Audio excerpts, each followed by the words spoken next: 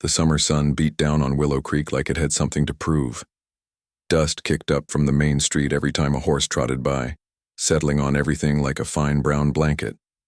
It was the kind of small Texas town where everyone knew everyone else's business and newcomers were spotted from a mile away. In this town lived two sisters who couldn't have been more different if they'd tried. The older one, Lily Patterson, was what folks called a real beauty. She had that kind of golden hair that seemed to glow in any light, whether it was the harsh afternoon sun or the soft flicker of oil lamps at evening gatherings. Her eyes were the color of spring sky, and when she smiled, which was often, it was like watching the sun come up. Lily had a way about her that drew people in. She moved with the grace of someone who'd never had to work too hard for anything. Her hands were soft and white, protected by gloves whenever she stepped outside. She wore dresses that her mother ordered special from back east, fabrics that most folks in Willow Creek had never even touched. When she walked down the street, conversations stopped. Men tipped their hats a little lower, and women looked down at their own worn calico with something that might have been envy. At 22, Lily had already turned down 3 marriage proposals. Not because the men weren't good enough, mind you. Tom Bradley owned the biggest general store in 2 counties. Frank Miller had inherited his daddy's cattle ranch and was doing well for himself. Even the preacher's son, fresh back from college in Austin, had tried his luck. But Lily wasn't in any hurry. She knew her worth, and she knew that in a town like Willow Creek she could afford to be choosy. Every Saturday night, when the community held their social gatherings in the church hall, Lily was the center of attention. The unmarried men would line up to dance with her, each hoping to be the one who might finally catch her fancy. She'd laugh and twirl in her pretty dresses, her golden hair catching the lamplight like spun gold. The other young women would watch from the sidelines, some with admiration, others with barely hidden jealousy. Then there was her younger sister, Rose. Rose Patterson was 20 years old, and as different from Lily as a wildflower is from a hothouse, orchid. Where Lily was delicate and fair, Rose was tall and strong with muscles earned from years of real work. Her hair was a deep reddish brown, the color of autumn leaves, and she usually kept it braided back practical-like so it wouldn't get in her way while she worked. While Lily spent her mornings arranging flowers and her afternoons visiting with the other ladies in town, Rose was out in the fields with their father. She could rope a calf as well as any cowboy, had a way with horses that seemed almost magical, and wasn't afraid to get her hands dirty fixing whatever needed fixing around their small ranch. Rose's hands told the story of her life. They were calloused from handling rope and reins, stained from helping birth foals, and scarred from mending countless miles of fence. She wore simple cotton dresses that she could move in, boots that had seen better days, and a hat that had belonged to her father when he was young. Most evenings, while Lily was at social gatherings or entertaining suitors on the front porch, Rose could be found in the barn with the horses. She had a special touch with the animals that even their father admired. Horses that were skittish and difficult with everyone else would calm down the moment Rose spoke to them. She'd run her hands along their necks, whispering in that soft voice of hers, and somehow they'd trust her completely. The people in town had sort of divided the sisters into categories in their minds. Lily was the pretty one, the one who would marry well and have a nice life. Rose was the practical one, the one who would probably end up taking care of their parents and never marrying at all.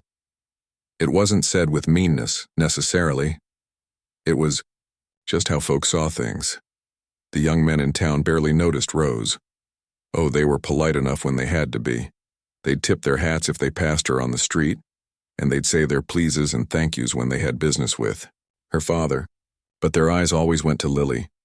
She was the prize, the one worth pursuing. Rose was just there.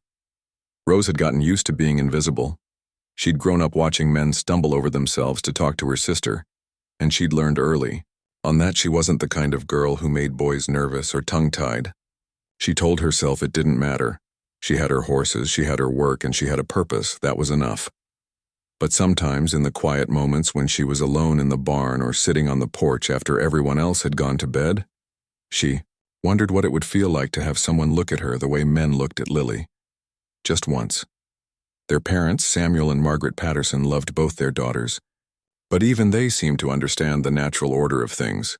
Lily would marry well and bring honor to the family name. Rose would be the dependable one, the one who would stay close to home and help with the ranch. It wasn't a bad life they had planned for Rose, just a different one. The Patterson Ranch wasn't the biggest spread in the county, but it was well run and profitable. Samuel had built it up from nothing, starting with a few head of cattle and a dream. Now they ran about 200 head and had some of the finest horses in 3 counties. Much of that success was due to Rose's way with the animals, though. She never got much credit for it. The ranch house itself was simple but comfortable, 2 stories, with a wide front porch that caught the evening breeze. Margaret kept a garden out back where she grew vegetables and herbs, and Lily had claimed a small section for her flowers. Rose's domain was the barn and the corrals, places that smelled of hay and leather and honest work. Life in Willow Creek moved at its own pace. Seasons changed, cattle were born and sold, crops were planted and harvested. The social order remained the same year after year. The beautiful girls married the successful men, the hard-working girls married the leftover men or didn't marry at all, and everyone knew their place in the grand scheme of things. That was just how it was, and how it had always been. Until the day a stranger rode into town. His name was Connor Sullivan, and he was everything the local girls had been dreaming about. Tall and lean, with dark hair and eyes the color of a stormy sky. He had that weathered look that came from years of working under the open sky, and when he smiled, which wasn't often, it was like he was letting you in on a secret. Connor had come to Willow Creek to work for the Henderson Ranch, the biggest outfit in the county. Old Man Henderson had been looking for an experienced hand who could help train his horses, and Connor's reputation had preceded him. Word was he'd worked ranches from Montana to Mexico, and there wasn't a horse alive he couldn't gentle. He rode into town on a Saturday morning, leading a pack horse and looking like he'd stepped out of one of those dime novels the ladies read, in secret. By noon, every unmarried woman in Willow Creek knew his name, his occupation, and the fact that he had no wedding ring on his finger. By evening, when the weekly social gathering rolled around, Connor found himself the center of attention. He clearly didn't want. The local boys eyed him with suspicion and a fair amount of jealousy. The girls fluttered around him like butterflies around a flame. And Lily Patterson, who had never met a challenge she couldn't charm her way through, decided that this mysterious stranger was exactly what she'd been waiting for. Connor was polite but distant with most folks. He answered questions about his work and his travels, but he didn't volunteer much personal information. He seemed more comfortable talking to the older men about cattle and horses than making small talk with the young people. But when Lily approached, him, wearing her prettiest blue dress and her most dazzling smile, even Connor couldn't help but take notice. She was, after all, the kind of woman who commanded attention wherever she went. They danced twice that evening, and Lily made sure everyone saw. Rose watched from her usual spot near the wall, helping her mother serve refreshments and keeping an eye on things. She saw how Connor's eyes followed her sister, just like every other man's did. She saw how Lily's laugh rang out a little louder when Connor was nearby, how she touched his arm when she spoke to him, how she made sure to catch his eye across the room. It was the same dance Rose had watched her sister perform dozens of times before. The only difference was the partner. As the evening wound down and families started heading home, Rose helped pack up the leftover food and stack the chairs.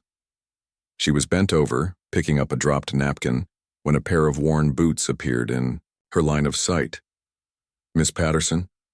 She looked up to find Connor standing there, hat in his hands. Up close she could see that his eyes weren't just gray but had flecks of green in them like moss on stone. "Yes, sir. I wanted to thank you for the fine meal tonight. That beef stew was about the best I've had since I left my mama's table." Rose felt heat rise in her cheeks. "Oh, that was my mother's cooking, not mine." "Well then, please give her my compliments." He settled his hat back on his head and touched the brim politely. "Good evening, Miss Patterson," and then he was gone, leaving Rose standing there with a napkin in her hand and a strange, fluttery feeling in her chest that she couldn't quite name. It was nothing, she told herself, just a man being polite. But as she walked home under the star-filled Texas sky, she found herself thinking about those storm-colored eyes and wondering if maybe spring came to Willow Creek with a vengeance that year. The wildflowers bloomed in carpets of color across the prairie, and the creek ran high with melted snow from up north.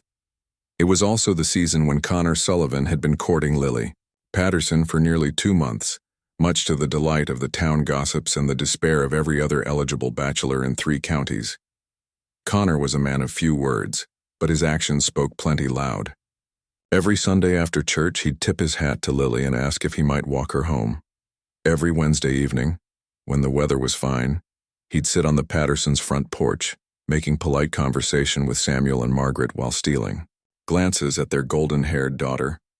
Lily seemed to enjoy the attention, though those who knew her well might have noticed she wasn't quite as enthusiastic as she'd been with previous suitors. Connor wasn't the type to shower her with compliments or compete with other men for her attention. He was steady, respectful, and decidedly serious about his intentions. For a girl who thrived on excitement and drama, it was almost too easy. Rose watched it all from a distance, same as always. She'd see Connor arriving for his visits as she headed out to check on the horses. She'd catch glimpses of them walking together after church while she helped her mother pack up the leftover food from the social dinners. She told herself she was happy for her sister, and mostly that was true. Lily deserved someone good, and Connor seemed like a decent man. But sometimes, when she was alone in the barn or walking the fence line in the early morning, Rose found herself thinking about those storm-colored eyes and wondering what it would be like to have someone look at her the way Connor looked at Lily. Just once. The change came on a Tuesday afternoon in late April. Rose had ridden out to check on a section of fence that had been giving them trouble all spring. The winter had been hard on the posts, and they'd been replacing sections bit by bit as they found the damage. She was about 3 miles from the house, working on retying some loose wire, when she heard the sound of a horse in distress. Looking up from her work, she could see a figure in the distance leading a limping horse along the muddy road that connected Willow Creek to the Henderson Ranch. As the figure got closer, Rose realized it was Connor. His horse was favoring its right front leg, and he was walking beside it rather than riding, talking to the animal in low, soothing tones. His clothes were muddy, his hat was missing, and he looked like he'd been walking for quite a while. Rose dropped her tools and hurried over to the fence line where the road ran closest to their property. "Mr. Sullivan," she called out. "What happened?" Connor looked up, surprised to see her there. "Miss Patterson, my horse threw a shoe about a mile back, stepped in a hole and the shoe just popped right off. I'm walking him back to town, but it's slow going on this road." Rose could see that it was more than just a thrown shoe. The horse was holding the hoof up completely, not wanting to put any weight on it at all. That usually meant there was bruising or maybe even a small crack in the hoof wall. "You're going to ruin that horse walking him all the way to town on a sore foot," she said, opening the gate that separated their property from the road. "Bring him up to our barn. I can take a look at that hoof and see what we're dealing with." Connor hesitated. "I don't want to be any trouble, Miss Patterson, and I'm not exactly fit for visiting right now." He gestured to his muddy clothes and disheveled appearance. "Nonsense," Rose said firmly. "That horse needs attention, and pride won't help him walk any better. Come on." Something in her tone must have convinced him, because Connor led his horse through the gate and followed Rose toward the barn. She noticed how gentle he was with the injured animal, never rushing him or showing impatience even though the walk was slow and difficult. The Patterson barn was Rose's domain, and it showed. Everything was organized and clean, with tools hung in their proper places and supplies stored where they could be easily found. The smell of hay and leather and well-cared-for animals filled the air. It was a place of peace and purpose, and Connor seemed to relax a little as they entered. "Let's get him into this stall here," Rose said, leading them to an empty space with fresh straw. "Now let's have a look at that foot." Connor watched as Rose approached the injured horse. The animal was nervous, ears flicking back and forth, clearly in pain and uncertain about these new surroundings. But Rose moved slowly and deliberately, talking to the horse in a voice so soft Connor had to strain to hear the words. "Easy there, boy," she murmured, running her hand along the horse's neck. I know it hurts, but we're going to help you feel better. Just need to take a little look, that's all. The horse's ears came forward as she spoke, and some of the tension went out of his muscles. Within minutes, Rose had him calm enough to lift the injured hoof and examine it properly. Well, the good news is there's no crack, she said, carefully probing around the hoof wall. But he's got some serious bruising here, and there's a piece of gravel wedged in near where the shoe was. That's what's causing most of the pain. Can you get it out? Connor asked, moving closer to see what she was pointing to. I think so. Hand me that hoof pick from the wall there, would you? Connor retrieved the tool and watched as Rose went to work. Her hands were sure and gentle, and she kept up a steady stream of quiet conversation with the horse, letting him know exactly what she was doing and why.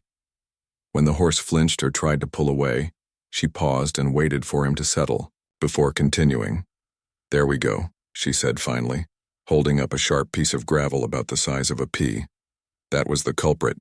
No wonder you were hurting, boy. She cleaned the hoof thoroughly, applied some healing salve that she mixed herself and wrapped it in clean cloth. He'll need to stay off that foot for a few days, she told Connor, but he should heal up just fine.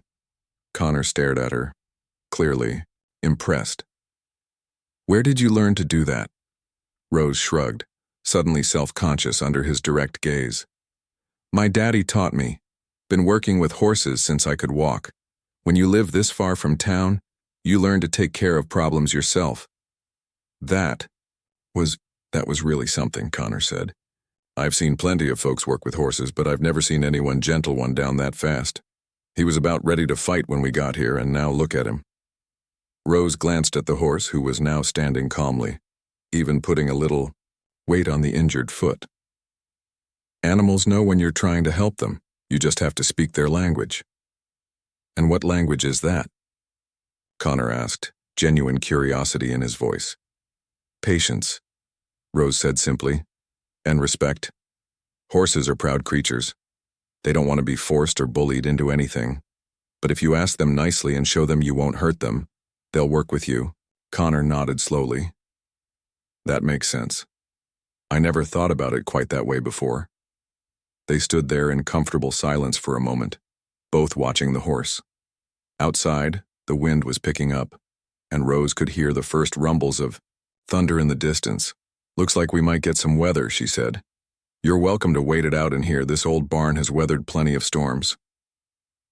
As if on cue, the first fat raindrops began to hit the roof. Within minutes, it had turned into a proper downpour, the kind of spring storm that could flood the creeks and turn the roads into rivers of mud. Looks like I don't have much choice, Connor said with a wry smile. I appreciate the shelter, Miss Patterson. Rose, she said, surprising herself. You can call me Rose.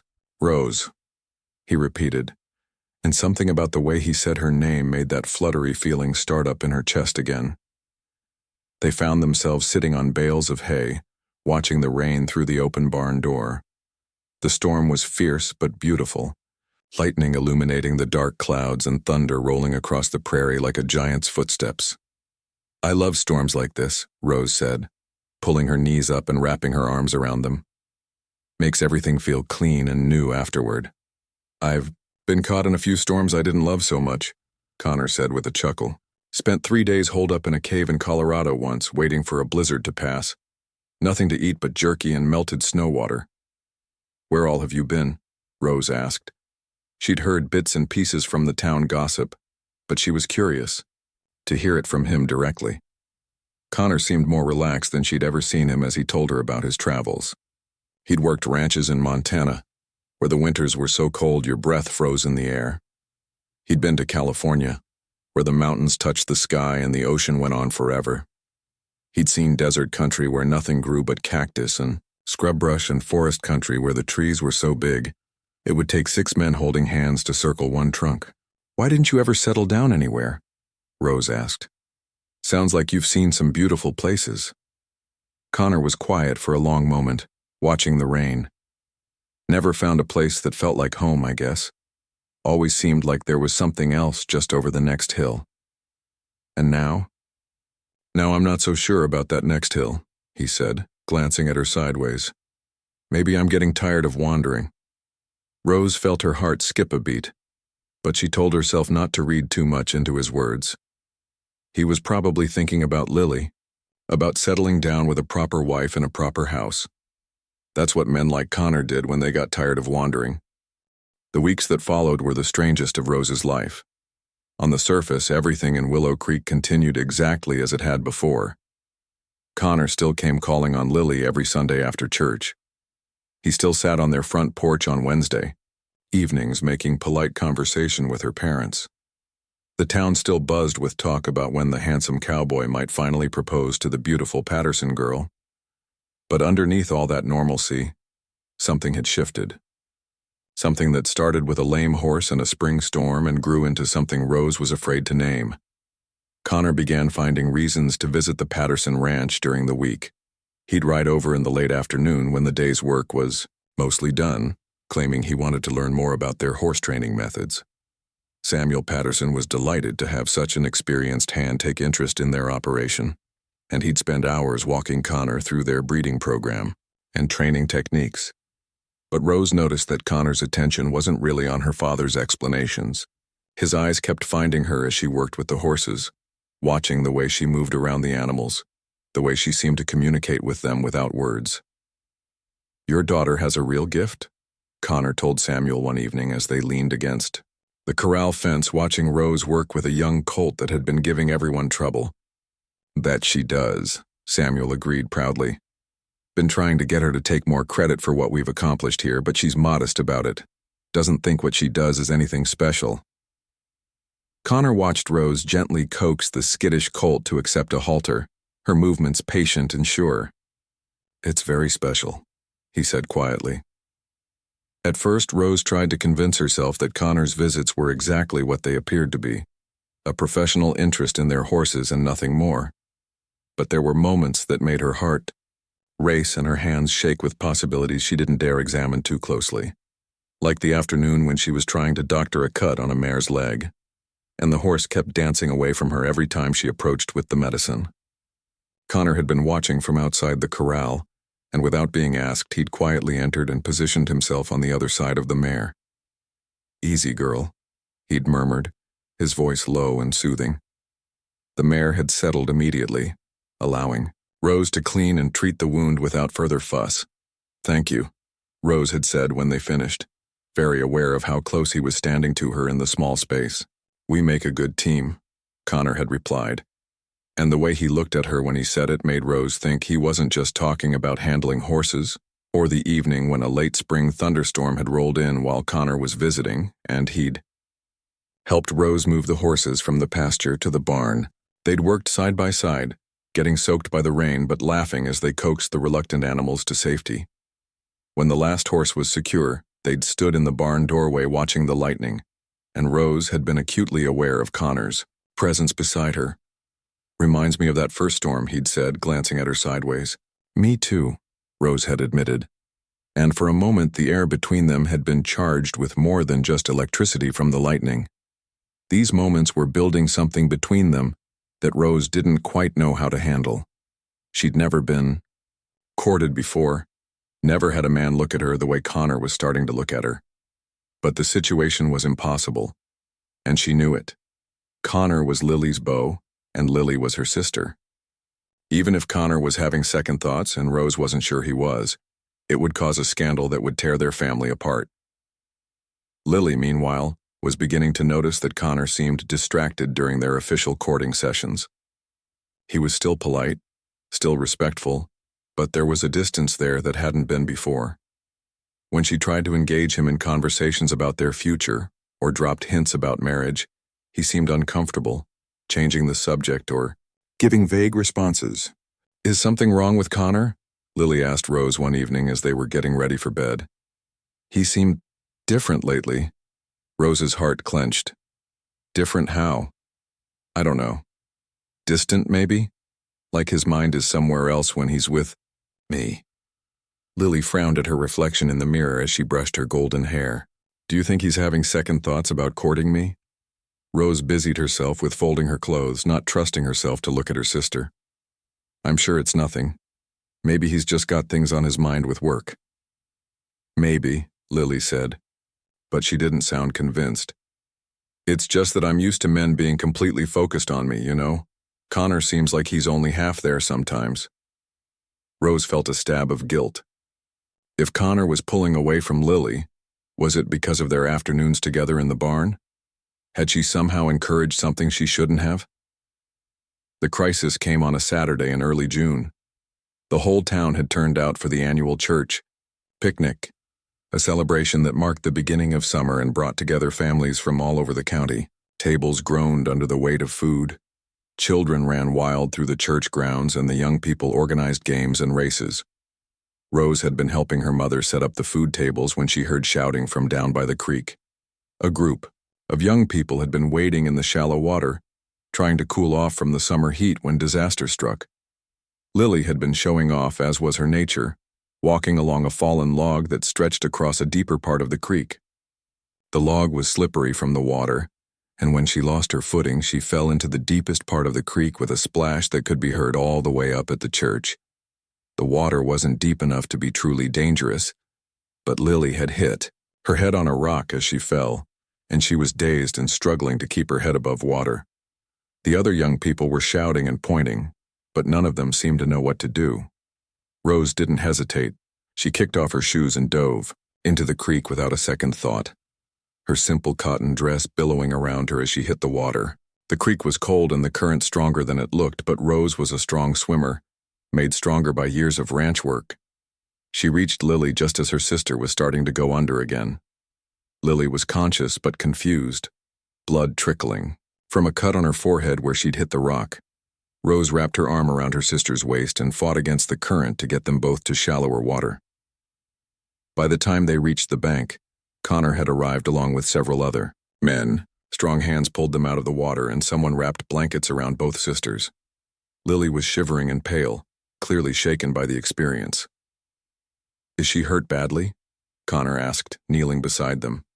But Rose noticed that while his words were directed at Lily, his eyes were on her, checking to make sure she was all right. "Just a bump on the head," Rose said, pushing her wet hair out of her eyes. "She'll be fine, but we should get her home and have the doctor take a look." The ride home was a blur of concerned voices and fussing relatives. Lily was installed in her bed with hot tea and sympathy, while Rose was largely forgotten in the excitement. She changed into dry clothes and slipped out to the barn, needing some time alone to process what had happened. She was sitting on a bale of hay, trying to comb the tangles out of her wet hair, when Connor appeared in the doorway. "How is she?" he asked. But again Rose noticed that his eyes were focused on her, not on the house where Lily was resting. "She'll be fine." Scared more than hurt.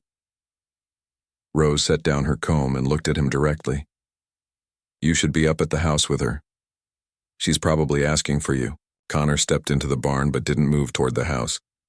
"I wanted to make sure you were all right first. That was a brave thing you did, jumping in after her like that." "She's my sister," Rose said simply. "Of course I jumped in." "Not everyone would have," Connor said. "You didn't even hesitate. You just acted." There was something in his voice that made Rose look up at him more carefully. He was staring at her with an expression she'd never seen before, intense and searching. "Connor," she said carefully, "you should go to Lily. She needs you right now." "Does she?"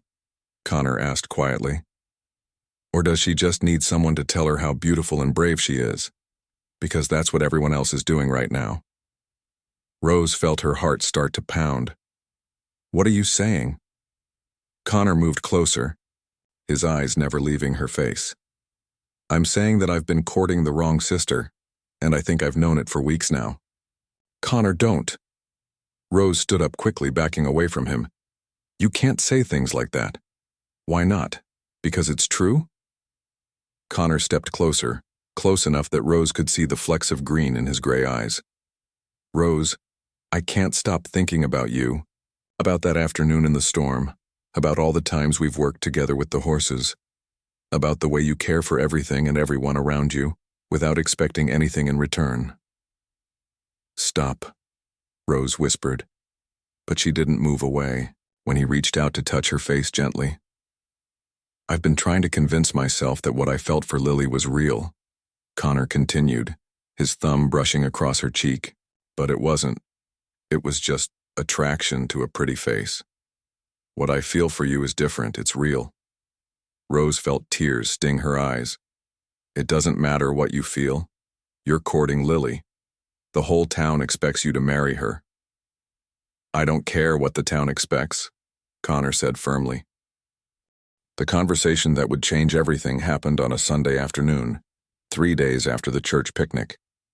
Connor had asked to speak with Lily privately, suggesting they take a walk along the creek where no one could overhear them. Rose watched from the kitchen window as they disappeared down the path, her stomach tied in knots. She'd barely slept since Connor's declaration in the barn. Every time she closed her eyes, she could hear his words echoing in her mind. I love you, Rose Patterson. It seemed too good to be true, too much like the dreams she'd given up on years ago. Lily returned an hour later, her face pale and her eyes red with tears. She swept into the house like a summer storm, slamming the front door hard enough to rattle the windows. Lily? Margaret Patterson looked up from her sewing, concerned. What's wrong, dear? Connor Sullivan, Lily said, her voice shaking with anger and hurt, has lost his mind completely.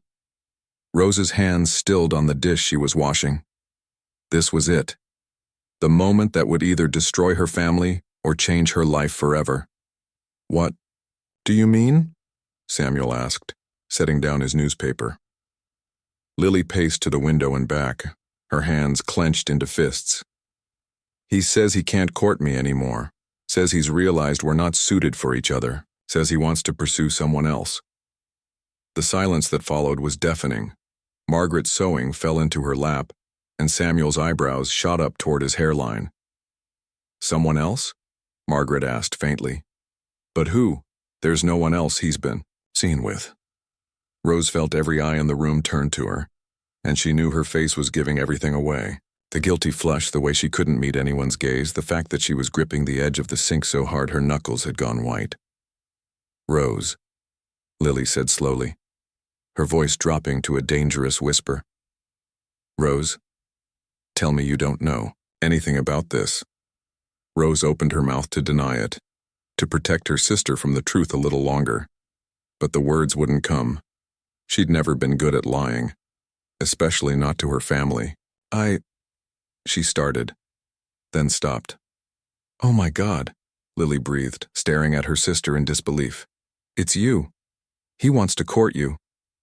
The words hung in the air like smoke from a fire. Margaret gasped audibly, and Samuel's face went through a series of expressions that ranged from confusion to shock to something that might have been anger. That's impossible, Margaret said, rising from her chair. Rose, tell your sister that's impossible. But Rose couldn't lie anymore. She turned to face her family, her chin lifting with a courage she didn't know she possessed. It's not impossible, she said quietly. It's true. The explosion that followed was unlike anything the Patterson household had ever seen. Lily began crying in earnest, hurt and humiliation warring in her voice as she demanded to know how long this had been going. On behind her back, Margaret was asking how Rose could do such a thing to her own sister, and Samuel was demanding explanations that Rose couldn't give without making everything worse. How could you? Lily sobbed, her beautiful face blotchy with tears. How could you steal him from me? I thought we were close, Rose. I thought you cared about me. I do care about you, Rose said, her own tears starting to fall. I never meant for this to happen. I never tried to steal him. But you did steal him. Lily shot back. He was mine, Rose. Everyone in town knew he was going to propose.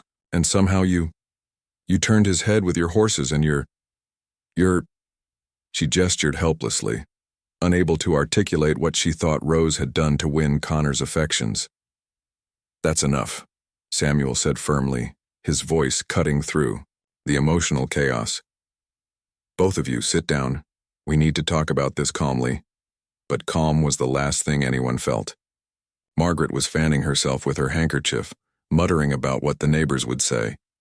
Lily was alternating between tears and angry accusations, and Rose was trying to explain how something she'd never intended had somehow happened anyway.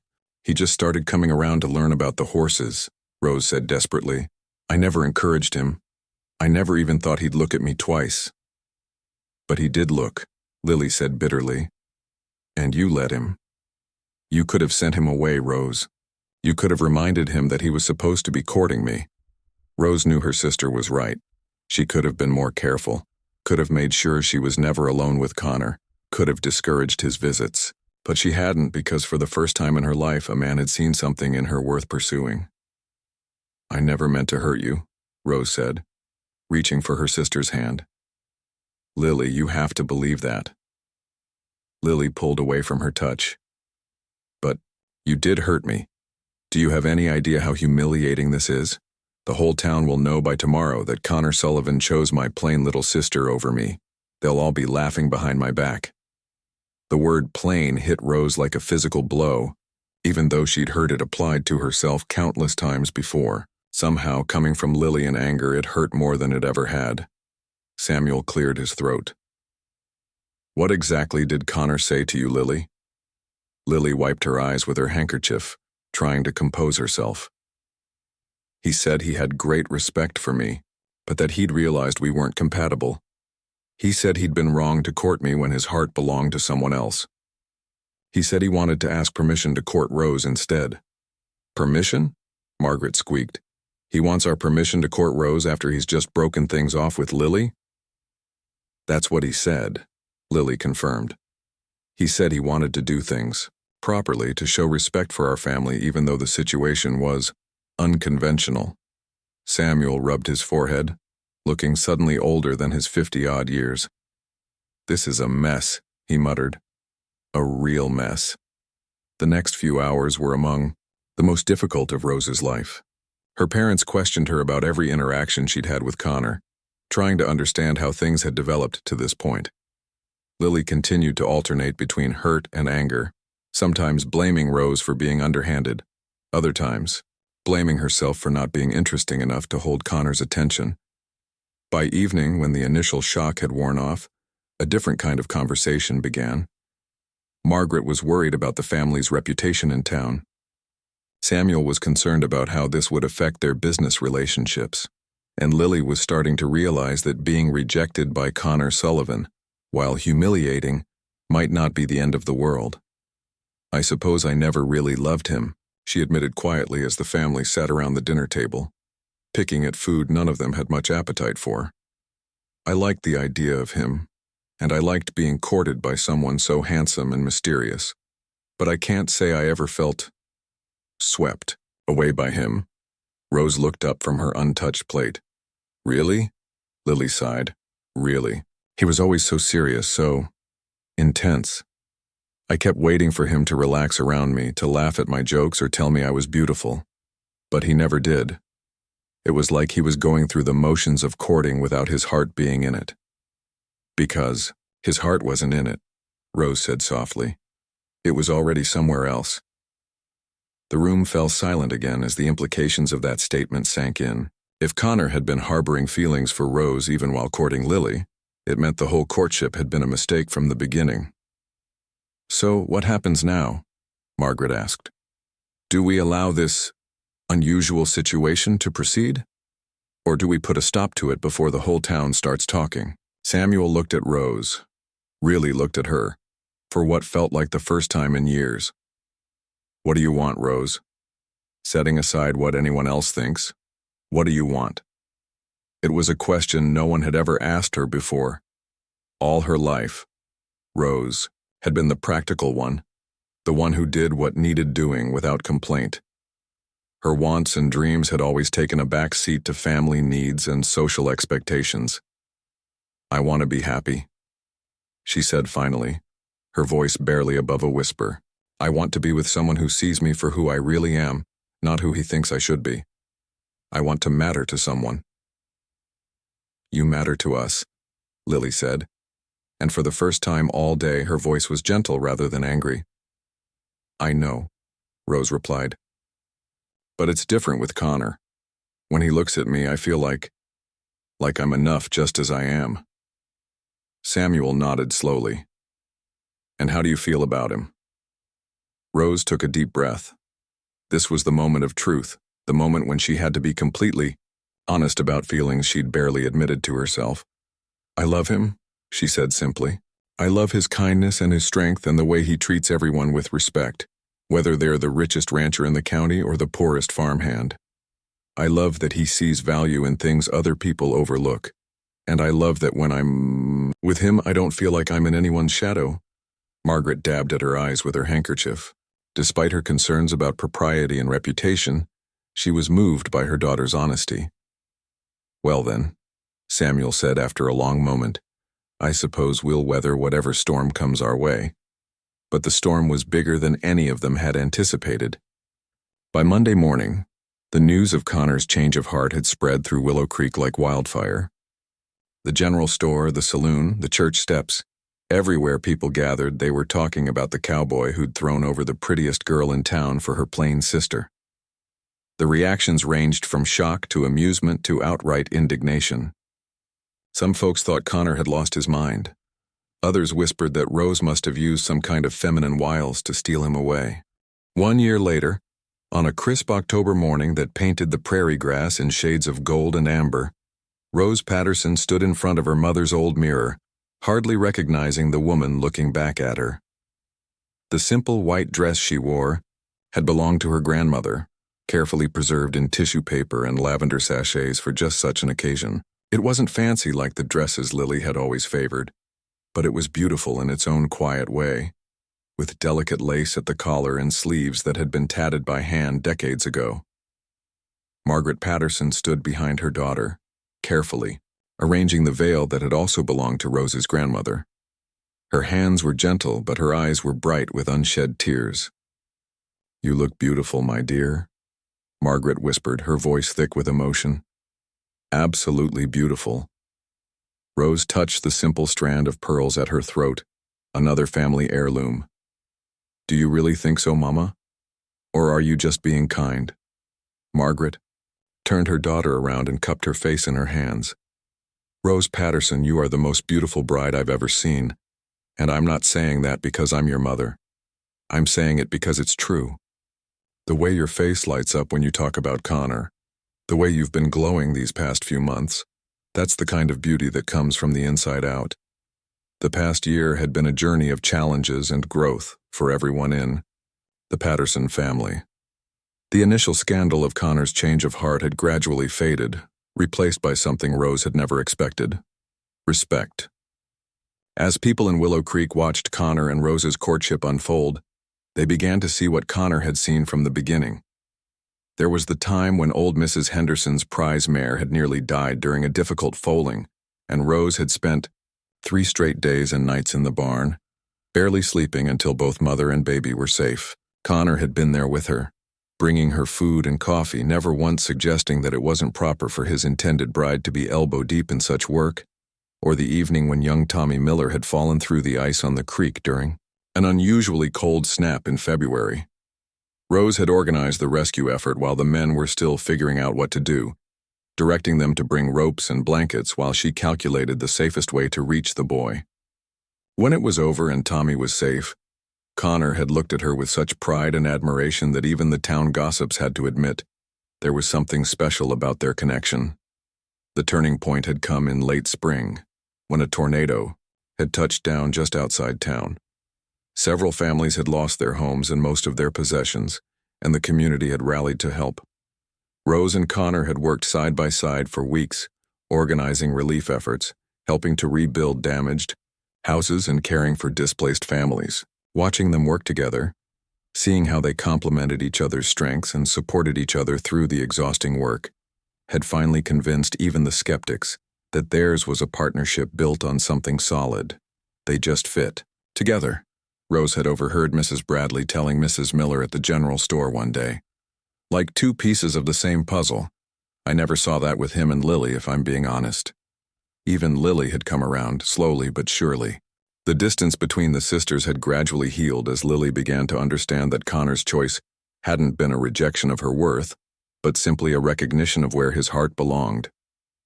She'd started courting Dr. James Wilson in the spring, a kind and educated man who appreciated her beauty but also seemed genuinely interested in her thoughts and opinions. "I'm happy for you," Lily had told Rose just that morning as they'd prepared for the wedding together. "Truly happy, and I'm grateful to Connor, actually." "Grateful?" Rose had asked, surprised. "For showing me that being chosen just for being pretty isn't really being chosen at all," Lily had explained. "James chooses me every day, not just because of how I look, but because of who I am. That's worth more than all the admiration in the world." Now, as Rose made her final preparations for her wedding day, she felt a deep sense of peace settle over her. The journey to this moment hadn't been easy, but it had taught her things about herself she'd never known. She was stronger than she'd thought, braver than she'd imagined, and worthy of a love she'd never dared to dream of. A soft knock at the bedroom door interrupted her thoughts. "Rose? Are you ready, sweetheart?" Samuel's voice carried through the wood, gentle but tinged with his own emotion. "Coming, Daddy," Rose called back. She took one last look in the mirror, smoothed her skirts, and opened the door. Samuel Patterson stood in the hallway in his best suit, his eyes immediately filling with tears when he saw his daughter. "Oh, Rose," he breathed. "You look like a bride," Rose suggested, smiling at his emotional reaction. "Like the most beautiful woman in Texas," Samuel said firmly. He offered her his arm, his voice growing stronger. "Are you ready to marry that cowboy of yours?" "More ready than I've ever been for anything," Rose replied, taking his arm.